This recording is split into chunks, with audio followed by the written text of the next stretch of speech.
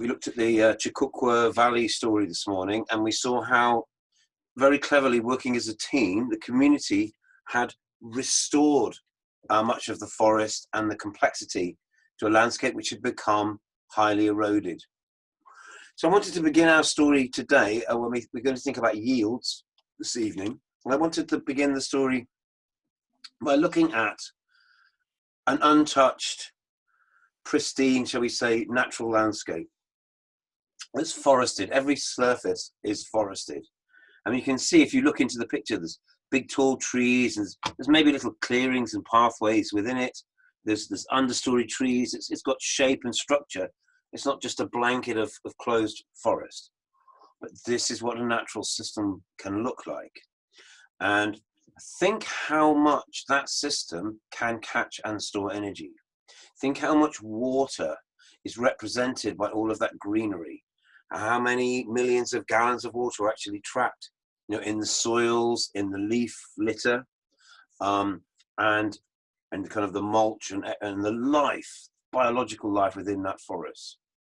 So that really is what nature is doing, catching and storing and holding energy high in landscapes. So slowly the water trickles down, but as the water leaves, it comes into contact with many other organisms and it helps them to live too. This is something that we need to learn from. You need to keep models like this in your head and understand that when you see a degraded landscape with no trees on, often that's maybe this is what it used to look like. So we want to understand these potentials. So possibly as a grower or a farmer or anyone really who's interested in food and the food cycle, the most important yield from any system is to build more soil. Because if we have more soil, we can build more system, we can build more trees, we can trap more air and water. So again, looking at this natural system here, is none of the soils in this system are exposed to the daylight. None of them are being compacted by feet or traffic or even lots of animals. These soils are shaded and kept cool and dark. Even if it's on a hot day, the soil underneath this forest is cool and damp. And that's the perfect conditions for microbes and worms and insects and organisms to break down the organic matter and to build soil carbon and slowly, if you like, catch and store those nutrients so the system can build on itself. And of course, the yields from a forest are many, many different things. So that's the trees, the leaves, the sugar, the timber, but it's the surface area, it's the holes, the cracks where the birds can nest, and the insects, the rotting wood, that other things that fungi can live on. It creates many, many different habitats and many yields. When we study and look at the forests, we realize that nature's very complex, three-dimensional. Most of the plants within the system are also what we call perennial. They live for many years. One of the weaknesses of farming is when you say you grow your maize, is the soil is exposed and bare for the first part while the plants are developing. And then when you harvest them, it's exposed and bare again. And in a forest system, that wouldn't happen. So we need to modify and bring our understanding of natural systems into how we grow, and understand that the lessons that we learn is part of the yield. It's part of we have to trade. Part of what we have to trade is not just what we grow from our farming, but the knowledge that we accumulate by observing and interacting, by trying out new ideas. So I'm going to try and get you to think about things slightly differently in that respect. This next slide is from 2018. Myself and some of the Sector 39 team were invited to go to a place called Numanzi in West Nile district, where we worked with 40 South Sudanese and home region Uganda people to develop them as permaculture sort of pioneers and trainers within their communities. Now, we're trying to learn a lot of the lessons that we got from working in Numanzi with these people, and we're trying to apply them, to you through this course and through subsequent courses. So one of the yields for Sector 39 is each time we run these trainings, we learn things. Hopefully we get better, but if not better, we get broader. We have, we have more experience to draw on. We also have a bigger network of people. So, and again, in doing this training work, we're also looking for yields. We're also looking to get things out of it that are good for us. New friendships, new connections, possibilities for new projects, more evidence perhaps we can use to try and get funding or investment, so on and so forth. So I'm going to encourage you to think about what yields you want to get out of this experience by being part of this course. Yeah, maybe some specific knowledge about plant combinations or making good compost, but think about it more broadly as well. Think about it in terms of community, friendship, knowledge, confidence, I don't know, other maybe slightly more intangible things. So when I was reflecting on the experience of the refugee project,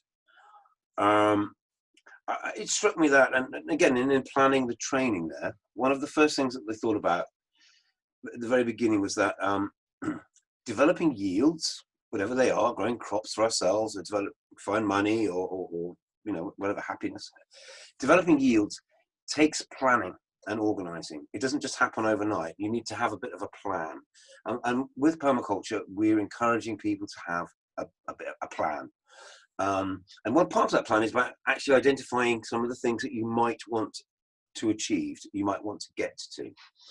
Okay, and even if you might not know that exactly, but we want to encourage you to think about what the stepping stones might be to catch and store energy. Literally start to build your experience and your knowledge and your connections so that you can then find the next stepping stone to create the yields that you need. It's then begin to start to build a system, a permaculture system around yourself, okay, and your family and your friends. So how do we build yields? Often a good place to start is with team building. Understanding permaculture principles helps bring teams together. It helps team building and planning.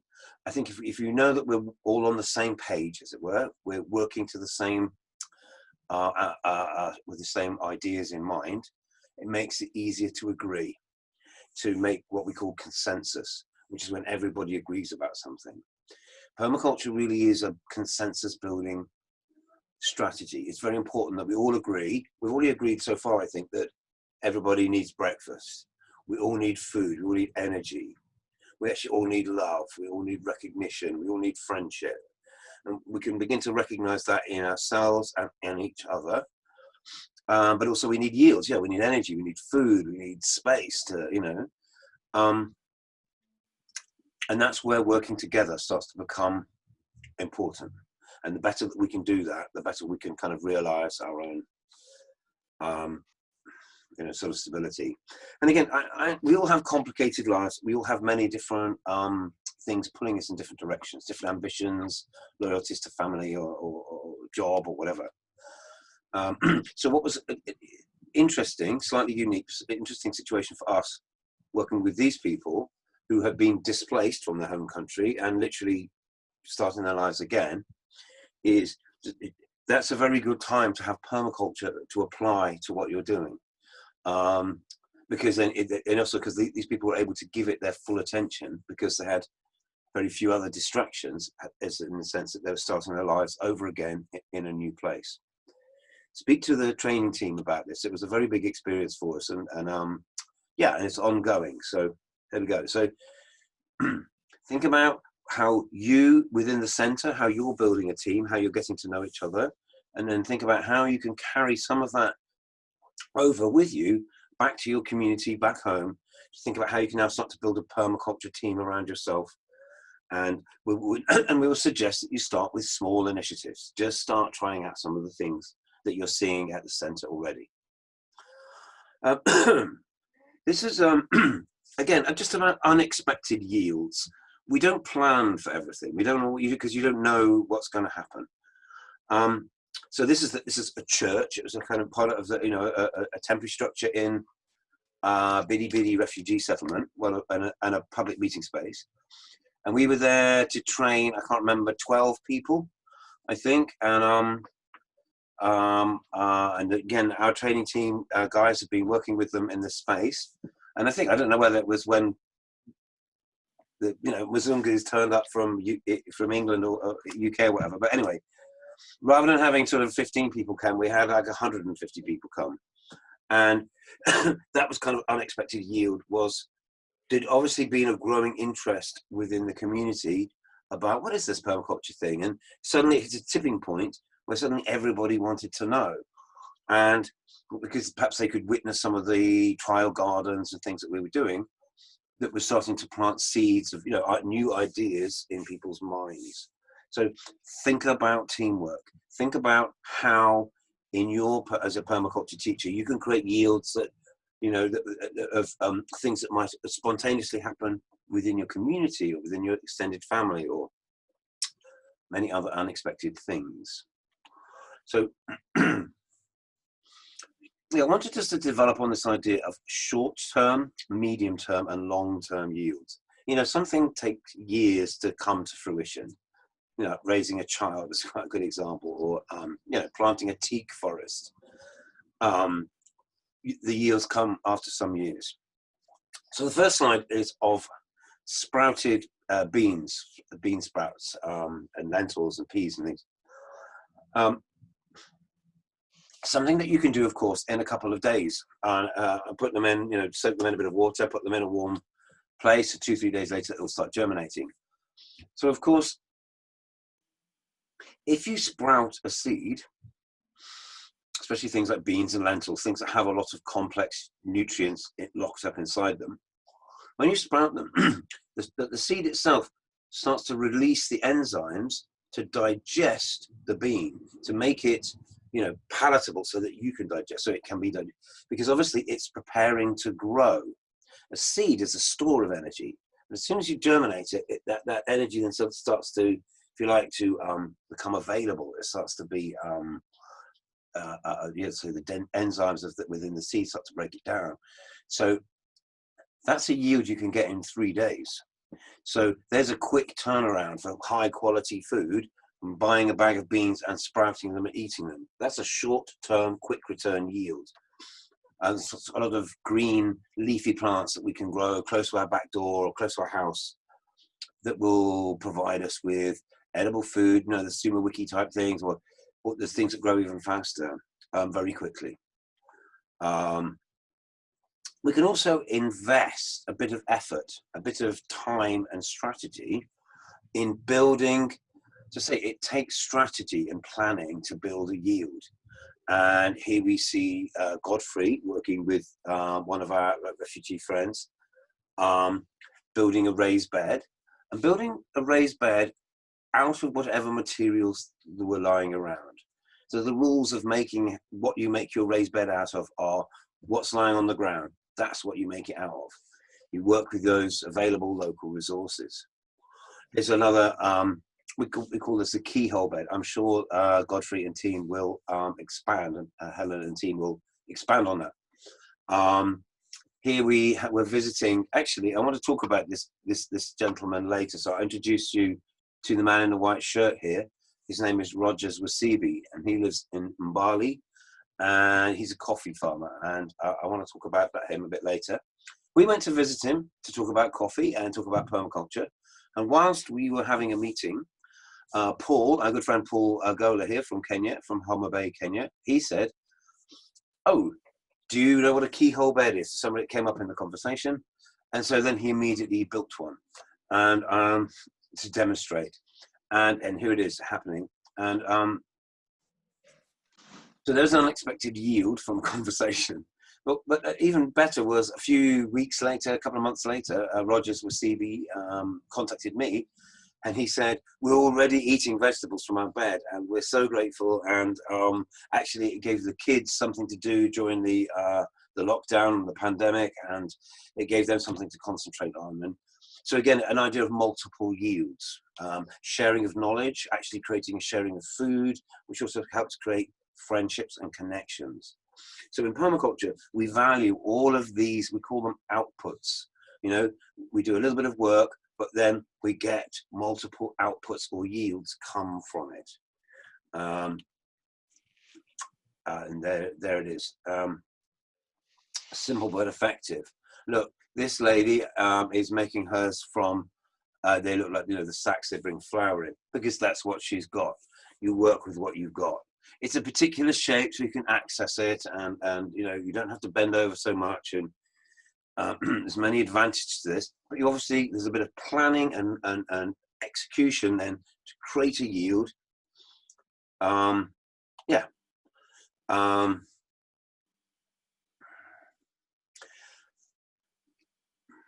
We always design for function. In permaculture, we're always trying to,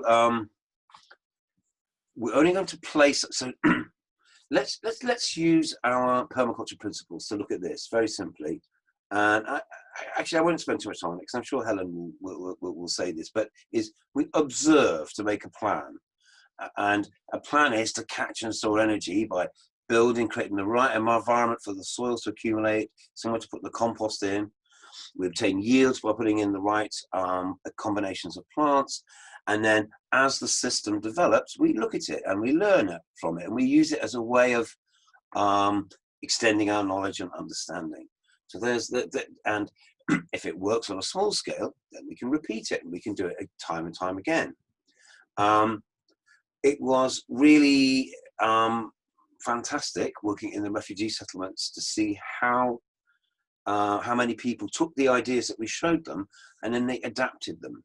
They adapted them to suit their requirements, to suit the kind of plants they wanted to grow, or the conditions that they were in. And that was really, that taught me a lot about how permaculture, the same simple ideas, but can work in many different circumstances.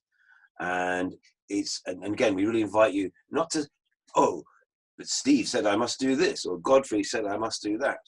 We're not asking you to saying that we're not telling you what to do, but we're giving you an approach of how to do it. An approach also in which it helps you to collaborate with other people, to build teams and to feel a sort of camaraderie, because we're trying out new things and we're having some successes. And look at this, a field scale of raised beds. Why not? If it works on a small scale, why not try repeating it? So again, I showed you that cactus this morning, the idea of repeating patterns, each one different, but each one fulfilling the function of creating a landscape that's easy to manage, catches and holds the water and the nutrients, and yeah, suits the needs of that community.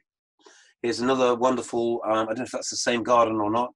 This is another one of Paul Agola's projects. And again, look, it looks like they've used bamboo or something, the different materials. So you use what you've got, you use what's available locally, and you allow yourself to experiment, and you learn, and you create multiple yields. And as I say, sometimes those yields are human connections and knowledge and experience, as well as just the food itself. Here's us, some young school students in Wales planting exactly the same thing. Actually, they designed and planted a tree guild in a planter in the school, and we did a bit of soil science and made them think about how it all works. So I'm going to say, okay, pause. Sorry.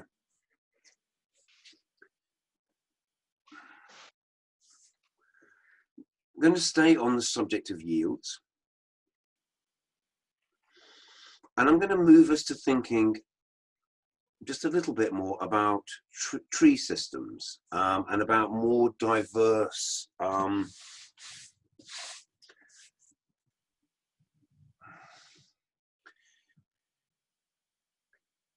if we're trying to build teams with people, what would teams of plants look like? I talked about a guild of people, or and how about a guild of plants? How about the way that different plants with different root shapes were growing with different patterns, different root patterns? How might they interact with each other? How might introducing certain, let's say, deep-rooted plants increase the yield of this tree by creating beneficial relationships. So again, this is an idea that we want to expand on and develop. Let's take just a moment out to look at this diagram, seeing as it's here, and let's describe the root shapes that we're seeing, because there's some very different root shapes to these plants. Now, you might not know these plants individually. I could tell you the name of some of them, but it doesn't really matter, because all plants fit these same patterns. You will have the same patterning of plants in your climate zone. Some of these plants translate. We can bring them from one climate zone to another, and they still they still function. So this is a fruit tree. In this case, it's a pear. The fruit tree has actually very shallow roots and feeds quite closely to the surface, but it has deeper tap roots. Look at these going down, and they're kind of to anchor it in the soil so it doesn't sort of blow over in a storm, and also maybe to access water, to travel far and wide. But it's actually feeding quite close to the soil and in the surface of the soil. And in many ways, most of the nutrients available to plants are in the top 15 centimeters of soil as well. So that's the tree. Look, we've got these kind of things that maybe they could be strawberries or something like that, but they're growing sideways. They've got very shallow roots, and the plant sort of covers the surface of the soil. So we have, and then I've got another kind of plant here, which has really, really deep roots. And you can imagine that must be accessing either water or minerals from deep down that actually most of the other plants can't reach. And then we've got some that are in the middle, like some are sort of not, in between. So we've got sort of the ways that trees anchor themselves. We've got certain kinds of, we call this a herbaceous plant, something like that with very deep roots. And then we've got other kinds of plants with shallow roots. So what happens when we mix these together, even without knowing the names of the plants, but by knowing the root shapes, we know that in some way they're going to work together as a team, because these plants with the shallow roots keep the surface of the soil protected. These plants with the deep roots bring up the moisture and nutrients that the other plants can't reach. And remember, all these plants have been constantly eaten by caterpillars, eaten by birds, eaten by browsing animals. And so those nutrients that are available in these leaves are being mined by the roots. When the animal eats the food, deposits the dung on the ground, and then obviously those nutrients then become available to the plants in the surface of the soil. So, and these shallow-rooted plants are very good at taking advantage of that. So understand, in nature, it's all about teams. Things exist in guilds. Permaculture is about team building. And part of our yield comes from, if you like, being able to identify the kind of patterns of how we can then assemble things together to make them work, to build systems. So in this picture, this tree suddenly isn't just a tree, it's a system. It's a plant system of many different things working together. This is a lovely forest garden, using exactly the same design ideas, but this one's in Rwanda. That's Rose. Hi, Rose. This is her garden. I can see guava tree. I can see coffee. I can see bananas. I can see taro. She had all sorts of herbs, artemisia, kiwi, I think, passion fruit. So many things, all in one small space. Now, this looks like it's a big garden, and actually it isn't. It's tiny. But again, especially in the tropics, like where you are, is as long as there's some water, sun shines every day, things keep growing. And if you can assemble them in systems where you have deep-rooted plants supporting shallow-rooted plants with trees that give shade, then you're getting into this idea of a guild, of things working together as a team. So we're going to, again, part of your observation, observe and interact, part of your observation challenge is to start to see things for the connections. Stop seeing things as individual things, because they're not. They're somehow joined together. So look, even part of this food forest is Rose and our friend from Congo, Theodore, they're studying the forest. They're learning it. It's a new thing for them too. So part of the yield is there's yields from the roots. There's carbohydrates. There's taro, yams, and things like that. She's got green leaves that she's harvesting every day for salad. There's fruits and berries, avocados, guavas, coffee. How many yields do you need in one small space? So also, when I talked about in the first slide is, remember how when we looked at that forest, it's three-dimensional. You know, there's layers of things going on within it. We've got big tall trees, we've got understory shrubs. So there's like a three-dimensional stacking. We like to use the word stacking in permaculture. So if we just have a field or a patch of ground with maize, that's quite one-dimensional, two-dimensional, shall we say? Just one plant all growing at the same time and maybe that's a good way to grow maize. But compare that to a system where we've got multiple layers of things happening at the same time. So we've got yeah, okay. I've made the point. I think we'll explore these ideas as we go forward. So this is a tropical forest garden in Rwanda. This is a temperate forest garden in Berkshire in England. And I was involved in planning and developing this garden 15 years ago, more, yeah, 15 years ago, 16, whatever. So now it's quite well established. But look, different plants because it's in a temperate climate. But the patterning is the same. There's the tropical, there's the temperate. In the temperate climate, we get much less sun. So we have to plant things further apart and choose plants that can tolerate more shade.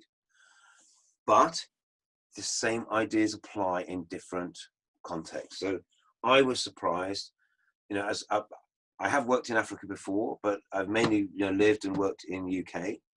I don't claim to know much about tropical food, tropical farming at all, really.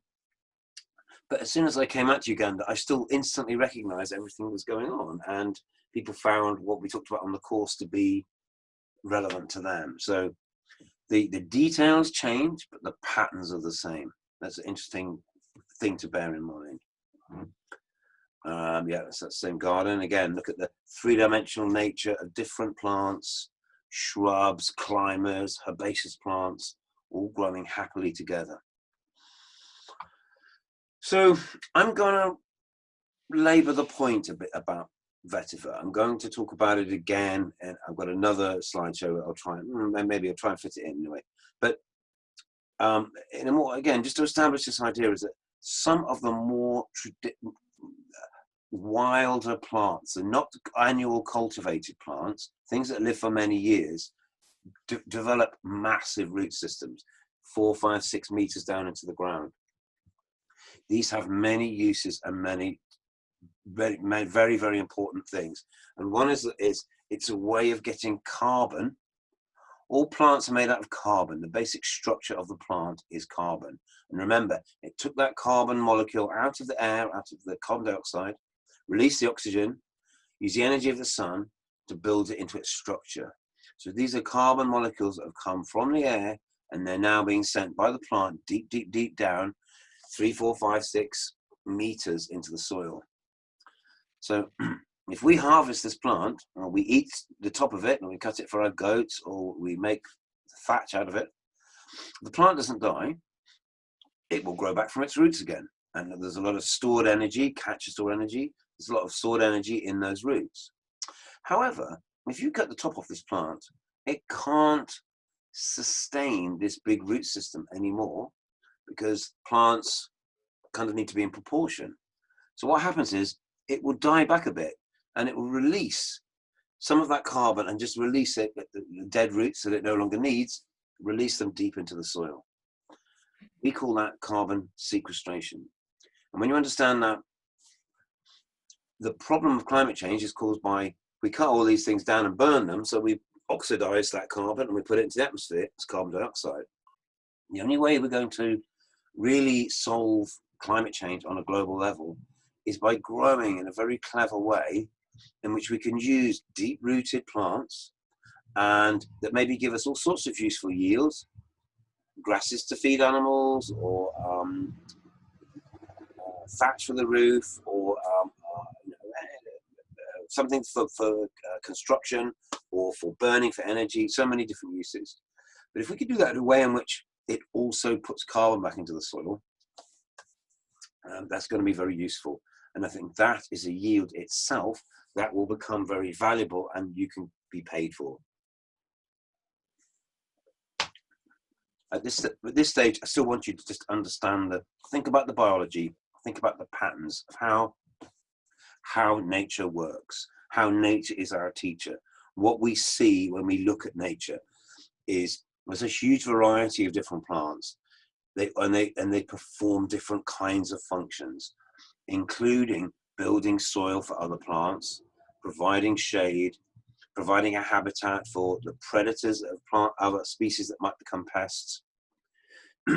So at the very least in permaculture, we try and incorporate this variety of plants into designed systems like gardens and farms and public spaces and gardens and everything.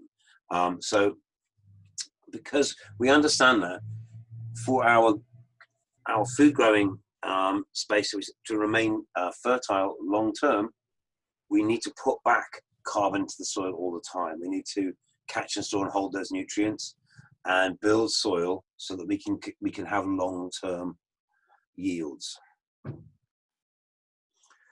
Back to the training center in Umanzi with the South Sudanese, and there's Vicky, and we're encouraging people to value the dry, dead grasses, which we see everywhere, people burning off in the dry season.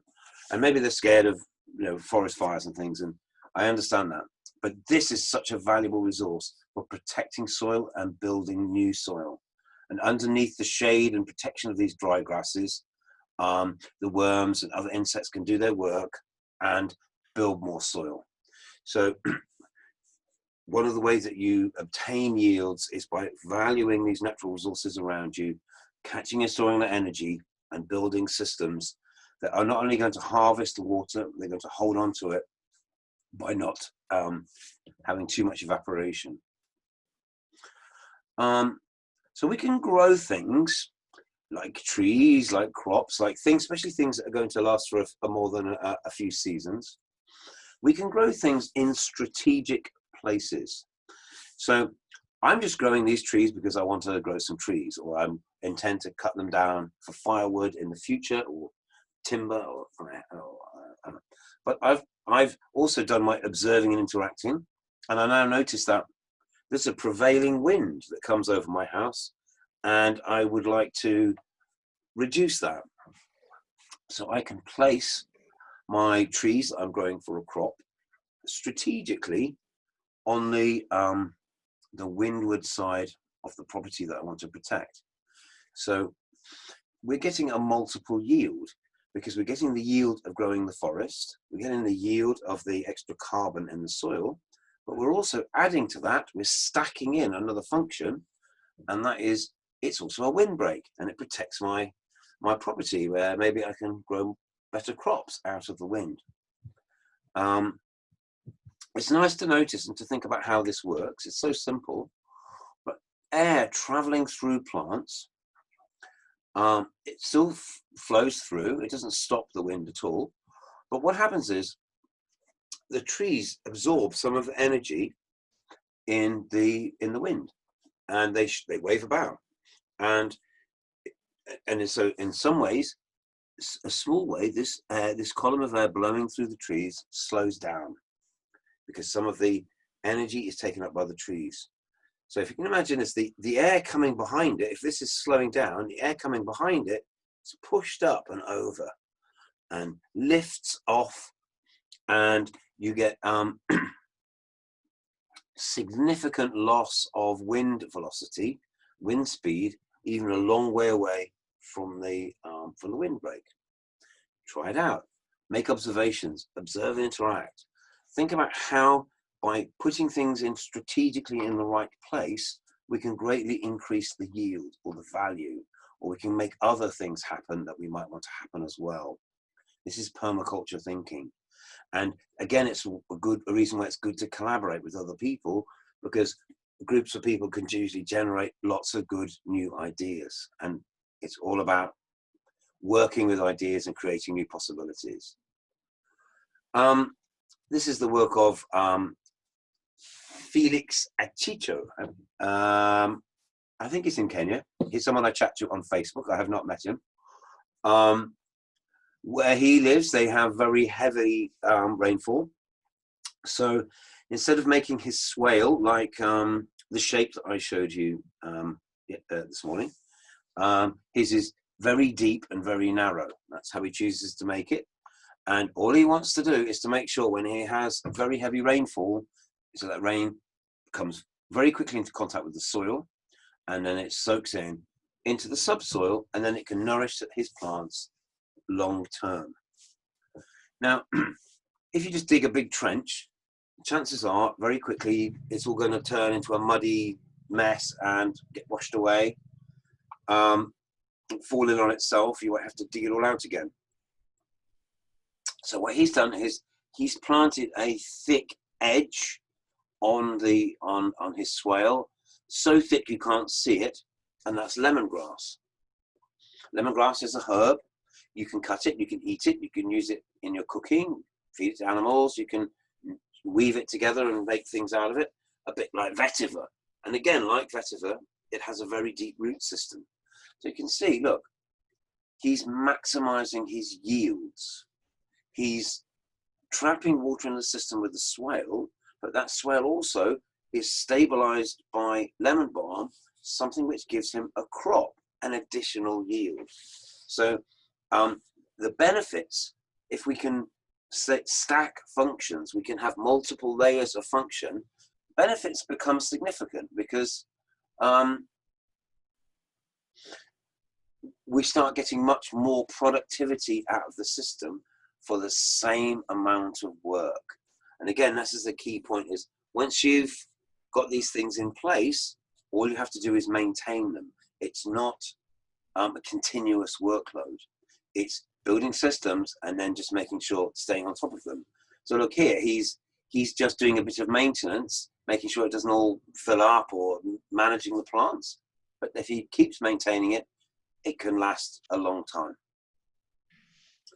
This is the swale diagram that we looked at this morning.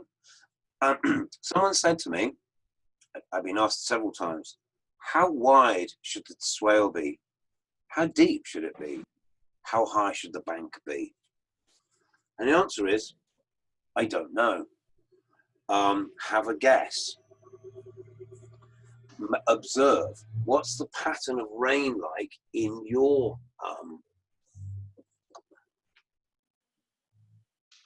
what's the pattern of rain like in your home? Do you get very heavy, short downpours, or longer, more steady ones? How much rain do you get in one go?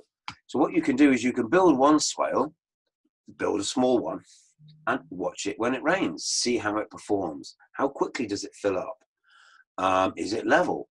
What changes can you make to improve it?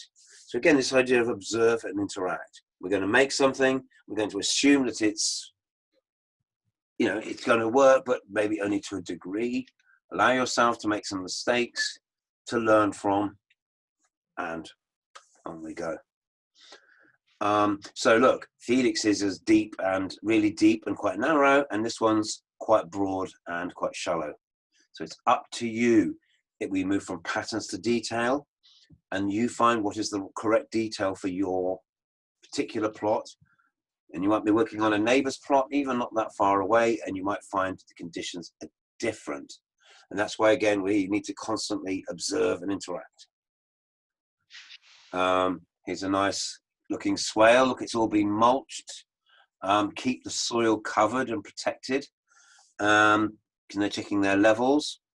And see how a proper swale, when it's rained, the water doesn't move. When it's full of water, it's not flowing either way. It's just sitting there.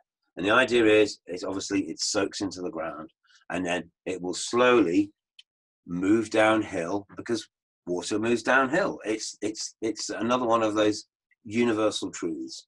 So look at, we've got here is a combination of species of trees planted around the swale to take advantage of what would be this plume of water, which slowly will, once the rainwater is soaked in, it stays around a long time, and it can nourish all of those plants.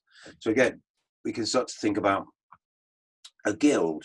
We can start to choose plants that we put in our guild, and things that perform multiple functions, that are useful to us in lots of different ways. Bamboo's a good example. Bamboo's fast growing, gives you a lot of biomass, but obviously you can do so many things with bamboo. Sometimes the shoots are edible. It gives off loads of that sort of papery stuff that comes off, that really good for mulch. It's very easy, versatile to grow. We could combine that, make a combination of that with trees we're going for fuel, some musisi trees maybe, some fruit trees, where we have some guava also, and then we put our nitrogen fixing bushes in there. Maybe try growing some taro like what Rose was doing. So think about how things might combine together. And you don't have to do this over vast tracts of land. You just find the right place for it. There's a lot of thinking in permaculture throughout observation, so a strategic placement of elements.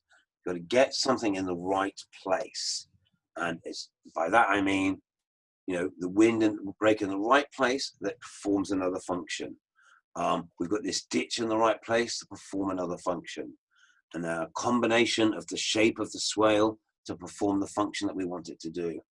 You can also make swales that when they're full of water, they then have an overflow, so that water then goes to somewhere else, like towards a pond, somewhere you might not want to go as a second choice. So again, there's a lot of different, once you've got water under control, there's a lot of things you can do with it. But if you allow it just to flow straight downhill, it's going to wash away everything and cause so much damage. So we'll go more into this, I'll show you more examples. I showed you some already from the Atlas Mountains, and I'm sure you're seeing examples with the team. So again, think about repeating patterns. If we've got a swale that works, we can do it again. You can have a series of them going through a landscape. And because the swales are on contour, they also make very good pathways. They're a very good way to cross the landscape. So it might even invite people to come and cross your land across a contour. They're far less likely to forage off path and to stay on contour if you make it easy for them. It's another thought. Teams and networks. I put this in partly, well, just because it's very important. We see Clovis there in the frame. Greetings to him. And this is well, this was my most recent visit to Uganda, January, February 2020. I got home just to the beginning of the quarantine, and this is about team building. This guy here in the shirt, he's an American guy. He's again, Clovis will tell you all about him. They set up a Connect Africa Center, training people in permaculture, access to resources, access to examples of really good technologies that work. So again, a yield for me through this permaculture teaching is we're constantly trying to build networks. We're trying to connect people together with skills and trainers and people who have different abilities to build teams. Working with people, human connections, improved skills, knowledge and experience. It's an important part of the yield of the system. And let's say more, the more you learn through observation and interaction, the more knowledge you will have to share with your peers, family and community. So, you know, go for it. Our advice is to start small and go with the things that work, but to really take some of the ideas that you're seeing around us, ask yourself, which one of these might I like to start with? How can I bring this into my own experience? And in the process, you're learning. That's you growing. That's part of the yield. And if you push yourself to keep learning, hey, you might become a trainer, a teacher, a facilitator, community leader, or an entrepreneur. This is where it leads you to. So again, permaculture is challenging you to grow. I love to talk about Paul. He studied with us in 2016, 2017, and then came back in 2018 as a tutor. And he immediately started his own training center. He's very active on Facebook. I'm sure some of you have come across him. And he's now trained hundreds of people in his own community, and it's given him real direction in his life and sort of status. But importantly, he touched and transformed the lives of many, many, many people. So it's also interesting to think for yourselves as teachers, mentors, leaders, how you might pass this knowledge on to other people, and actually what might be the downstream yield, the next generation or the next generation, for you really taking on board permaculture and applying it in your world, and and creating working examples that other people make their own. Again, I'll repeat what I said before, is we're not telling anybody what to do, but you find the things that work, and of course you want to share them. This is Serifa Rashida, one of the, again, from in Bidi Bidi. Even before the 6 months of the project had finished, she'd started her own permaculture association for her community, and they've set up a savings and loan fund, and they're supporting each other with seeds and tools, and enabling themselves to achieve much, much more than what they could do individually. And it's, again, I bring you back to teamwork. I bring you back to the idea of how can we collaborate to be stronger together and to create momentums that take us all forward. So something to think about, and I'll give this one to Stella so you can encourage this idea next time you have some time for reflection. But what about, could you, what more extra yields can you stack into your productive systems? Are you gardening, farming, working community, in school with people? And think about the yields from that. Yeah, they pay you some money, and maybe you get some pleasure from it and social things. What else can we add into that? And we don't have to answer that question yet, but begin to think. This is a challenge from within permaculture. Is they say you could always get one more element into a system. There's always a possibility to add one more thing. So if you're not making compost, make compost. And if you're making compost but you're not using compost, use the compost. If you're growing fruits but not eating the fruits, harvest the fruits. We can all, we keep going on. What can we add? What can we add? So I'm going to encourage you to begin to discuss that between yourself. Is how can I make what I'm doing more productive? Can I create more yields out of it by starting to incorporate permaculture ideas? So I'll try and push with that idea as we go forward. I'm going to give a little short thing here. Just as this is a way into. So I'm going to show a short bit of a few slides. This is an example of yields, and also to say that with a permaculture thinking head on.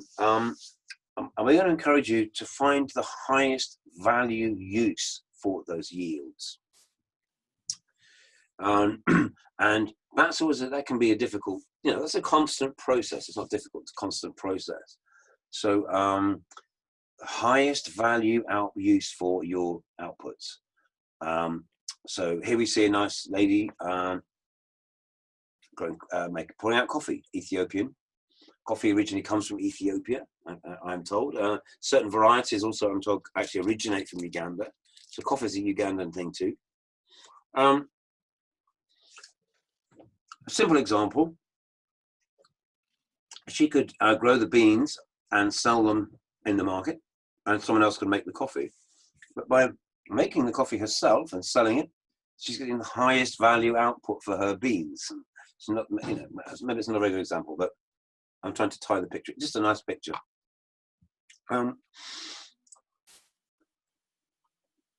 Okay, I'm just going to just see if I can. I want to show you this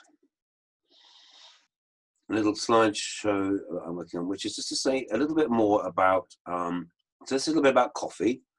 It's about yields too, and I'm going to play it. So, coffee and cooperation, a permaculture story. Just think about this. We're still thinking about yields.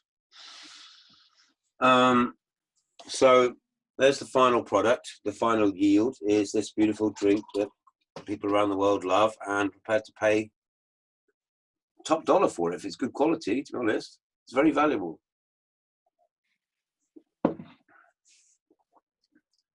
Coffee is African. It originates from Africa. It's the second most valuable traded commodity in the world after oil.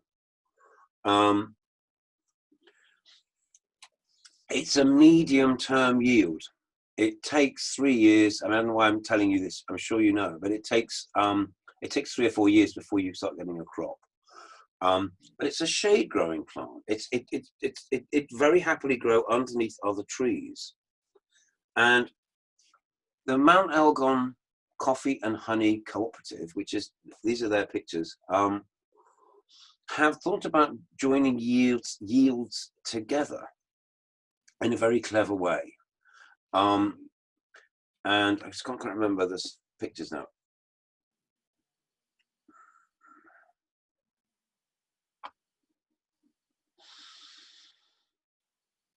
So these are the pictures from their website, but they're based in Mbali, and the Mount Elgon Coffee and Honey Cooperative are a cooperative of 700 farmers working together from all over the Mount Elgon region.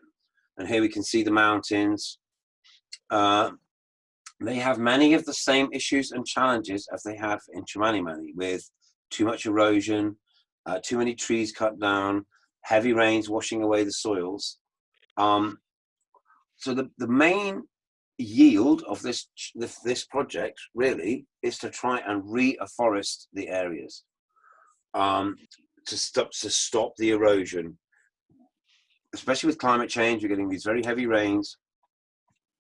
Whole villages get washed away sometimes, and also there's big floods further down in the valley.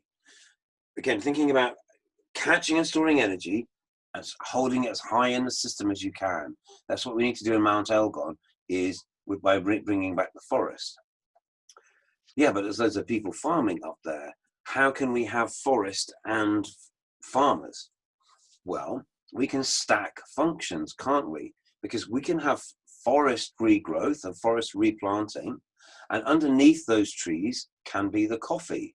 So the forest is the long-term yield, the coffee is the medium-term yield. It takes a few years to develop, but it's then part of a system where the tree and the coffee are working together as a team.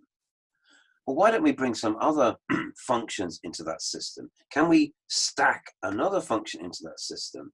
Can we maybe grow herbaceous plants under the things like hibiscus, things that have high value, we can make tea out of? How about medicinal plants? How about plants that are really good for bees? We could integrate honey making and coffee growing and reforestation projects and fruit trees all into the same system. Wouldn't that be clever? So here we see, here's a woman harvesting the coffee cherries. It gives the potential of a good income. It gives a potential of a whole actual chain of workers. So people who are obviously grading the coffee, sorting it and packing it. And finally bringing it to market. And so here's the next bit of the story that we need to think about is, but we need to get the highest value output for this product that we've gone to all this trouble to grow. Rather than just selling it to international exporters, rather than just selling it to some big roasting company, can we develop our own markets? Could we cooperate together to find a market for our product, perhaps even I'm not really into all export agriculture, but coffee is a very special product and people around the world love it, and you can only grow it in very special areas, in the tropics, high in the mountains. So, you know, this is one of those areas. So we're trying to, I'm trying to understand a bit more, but we're trying to work with Rogers to bring his coffee to UK and to make it available to people in the UK who care about permaculture, because Rogers is doing permaculture. He's doing permaculture with 700 different families, producing a sustainable yield. Here's the honey, look, the coffee, the honey, the reforestation, the timber, the camaraderie, the local economy, the food security. These are yields, and it's very clever bringing them all together. Mount Elgon National Park is actually a really beautiful place that maybe we can even bring tourists to. If people care about the coffee enough, they might even want to come and see the place at some point. So multiple yields. If it was a project that was about reforestation, it's created livelihoods for people. It's supporting wildlife and biodiversity in the mountains. It's reducing erosion. It's supporting replanting of bare soils. So these are multiple yields. This is the kind of permaculture thinking that we're going to want to try and engender and develop in you, and yeah, just see where we can go with that. There's his license to export coffee, and there's a little shop that they have in Mbali. So yeah,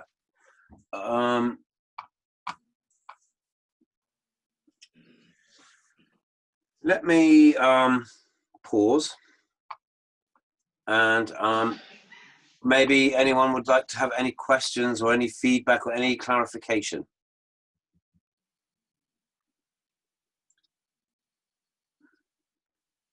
Is there anyone there? Yes. No.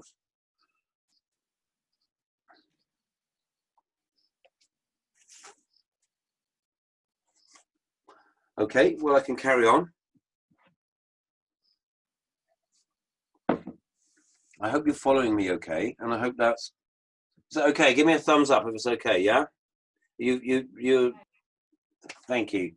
It's very hard not being in the classroom with you. I'd love to be there with you. Okay. Thank you. So, the next thing, actually, I want to introduce you to is, I think, a subject which we'll have to get into a bit more tomorrow. And I want to think about soil a bit more. And I'm going to share a video with you of 10 minutes. It's just 10 minutes to bring this a key idea to you, and or to build on, which we already touched on this, but that the soil is alive. And when we talk about catching and storing energy and obtaining yields, really a lot of that is about how we work with soil, and the ability of soil to catch and hold water, and obviously for the breakdown of nutrients to make those available to plants in the long term. Okay, so I'm going to show a 10-minute video. I'm just going to stop the recording for that.